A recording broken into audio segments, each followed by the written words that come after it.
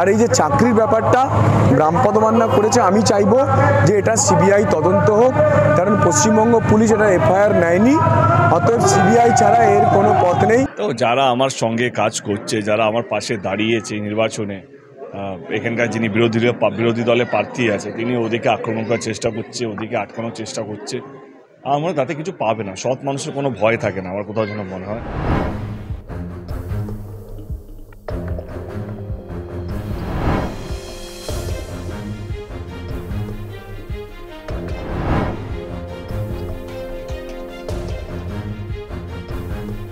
দাদা, আজকে দেবের একেবারে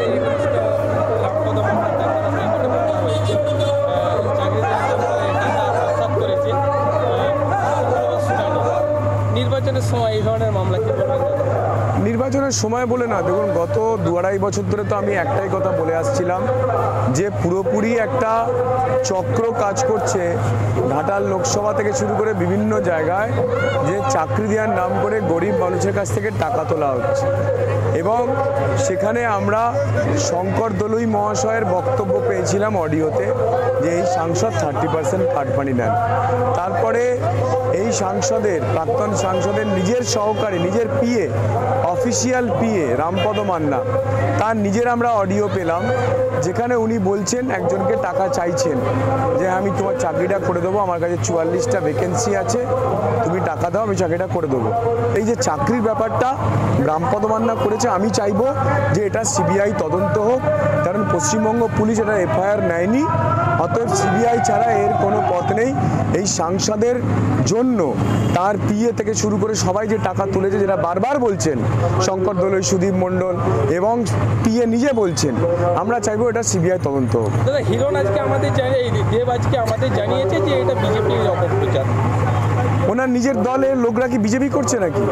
তাহলে উনি বলে দিন যে ওনার যুব প্রেসিডেন্ট সুদীপ মণ্ডল তিনি তৃণমূলের যুব প্রেসিডেন্ট নয়, তিনি বিজেপির লোক। উনি বলে দিন যে শঙ্কর দলুই ওনার দলের নয়, উনি বিজেপির লোক। উনি বলে দিন যে ওনার পিএ রামপদ মান্না তিনি তৃণমূলের নয়, তিনি বিজেপির। বলে দিন উনি।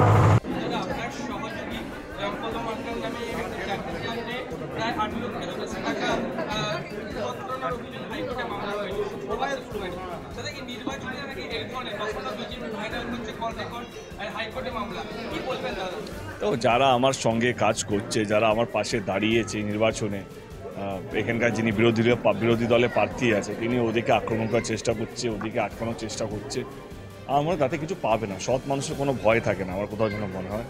এবং যতক্ষণ না প্রমাণ হচ্ছে কেউ টাকা নিয়েছে, ততক্ষণ আমি রামের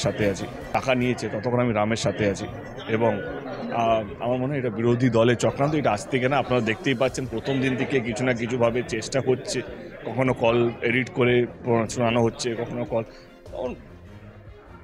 আমি যেটা আগের দিন বললাম না কেশপুরের ঘটনা নিয়ে, কি ওরা যে কোনোভাবে জিততে চায়। এবং আমার মনে হয় কি, কারণ ভারতবর্ষে এরকম নিয়ম আছে যে তুমি যেভাবে তুমি চাও জিততে পারো, কখনো কেস দিয়ে, কখনো দিয়ে, কখনো চমকিয়ে, কখনো ভয় দেখে, কখনো উচ্চবাচ্য কথা বলে, কখনো কথা বলে।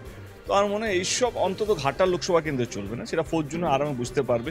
ও যত এইসব করবে তত আমাদের ভোট মার্জিন বাড়বে বলে আমার মনে হয়।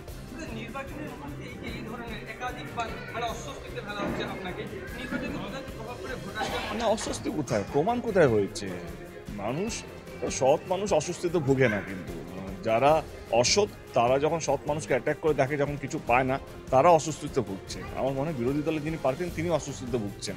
এবং আমার মনে হয় কি তিনি যেভাবে আমরা প্রচার করছি, যেভাবে মানুষের ঘরে ঘরে যাচ্ছে, এবং মানুষ যেভাবে এই আজকে আবার গরম দিন দেখতেই পেলে সকাল থেকে যেভাবে মানুষ আসছে এবং ভেবেছিল কি আমাদের সংগঠনকে ভেঙে দেবে, এখানে অনেক গোষ্ঠী আছে, অনেক গোষ্ঠী দ্বন্দ্ব আছে, সেই দ্বন্দ্বটাকে উনি লাভ উঠাতে পারবেন, অনেক আমাদের লোক তাকে হেল্প করবে বলে ভেবেছিল, কেউ নামেনি ওর জন্য, কেউ ওকে সাহায্য করছে না। তো উনি ওনার মতন ভেবেছেন কি এইভাবে দেশে রাজনীতি চলছে, তো সেভাবে যদি করা যেতে পারে